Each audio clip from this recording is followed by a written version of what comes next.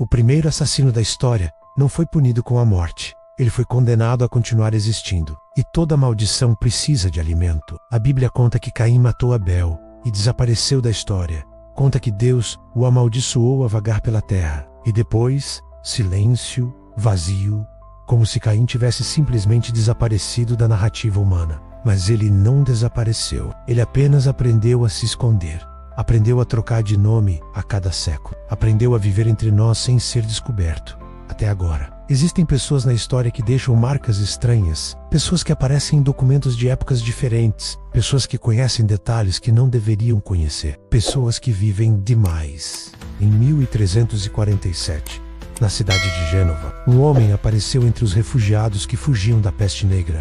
Os documentos da época descrevem um homem que oferecia ajuda, um homem que sabia exatamente quem ia morrer, um homem que desaparecia durante a noite e voltava com roupa suja de sangue. Os sobreviventes descreveram que esse homem tinha uns 30 anos, mas seus olhos pareciam ter séculos, pareciam conhecer cada morte que ia acontecer. E estranhamente, quando ele estava por perto, as mortes aumentavam. Um documento de 1348 descreve: um monge chamado Marcos relatou que viu esse homem beber algo nos arredores da cidade. Não água, não vinho, algo mais escuro, algo que Marcos não conseguia descrever, mas que o fez vomitar de medo. O monge Marcos dedicou sua vida a investigar aquele homem. Dedicou anos escrevendo cartas para a igreja, descrevendo o que tinha visto. E depois de 5 anos investigando, Marcos desapareceu.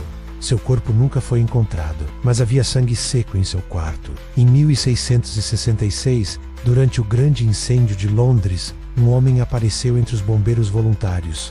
Era estranho demais. Sabia demais sobre o fogo. Sabia exatamente para onde ele ia se espalhar. Um jornal de época descreve um tal de Samuel que ajudava a evacuar as pessoas, mas havia algo errado nele. As pessoas que ele evacuava desapareciam. Simplesmente desapareciam. E quando a polícia tentou encontrá-lo, ele havia desaparecido também. Registros mostram que Samuel apareceu novamente 20 anos depois. Mesmo rosto, mesma idade, mesmo nome, diferente. Documentos mostram que ele estava em Paris durante a Revolução Francesa. Estava em Berlim durante a ascensão de Hitler. Estava em Hiroshima em 1945.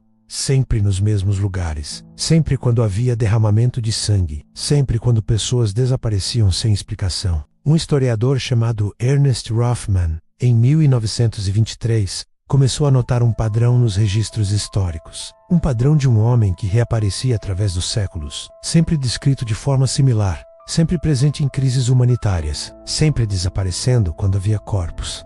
Hoffman escreveu um livro sobre isso. Um livro que detalha cada aparição, cada coincidência, cada morte, cada desaparecimento. O livro foi publicado em 1928. Em 1929, Hoffman morreu em circunstâncias misteriosas. Seu corpo foi encontrado drenado de sangue.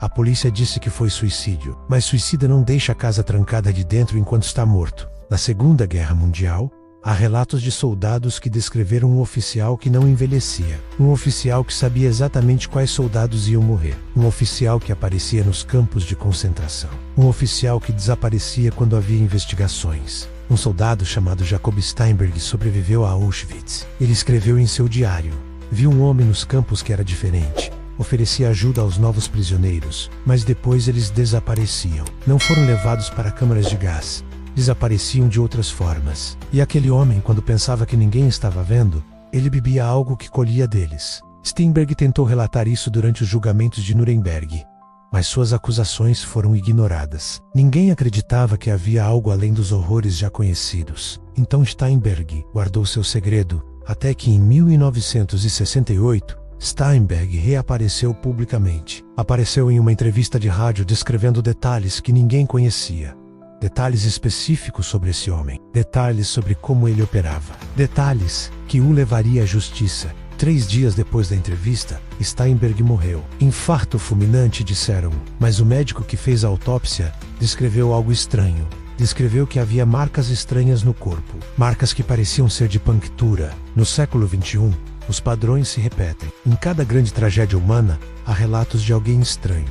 Alguém que conhece demais. Alguém que não envelhece. Documentos do 11 de setembro descrevem um homem que estava em ambas as torres. um homem que desapareceu antes do colapso, um homem que alguns juram ter visto saindo da fumaça. Em 2004, durante o tsunami do Oceano Índico, houve relatos de um voluntário que aparecia nos locais de recuperação de corpos. Um voluntário que era incrivelmente eficiente. Um voluntário que ninguém conseguia rastrear depois. Em cada guerra, em cada epidemia, em cada tragédia. Há alguém, sempre o mesmo rosto, sempre a mesma idade, sempre conhecendo demais, sempre desaparecendo quando há respostas pedidas. A diferença é que agora temos internet.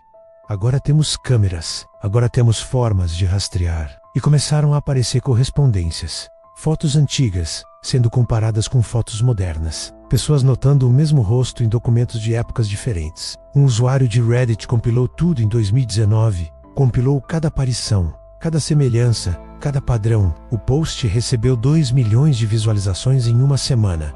E depois foi deletado. Não foi deletado pelo usuário. Seu conta foi hackeada e deletada completamente. E o usuário desapareceu. Sua família relata que ele saiu de casa e nunca voltou. Não há corpo, não há evidência, apenas desaparecimento. Assim como todos aqueles que começam a notar demais. Assim como todos aqueles que começam a juntar as peças. Porque Caim não quer ser descoberto. Porque Caim sabe que se for descoberto, talvez as pessoas o matem. Talvez consigam finalmente livrá-lo da mal de Cal. E Caim não quer morrer. Caim quer apenas continuar vivendo.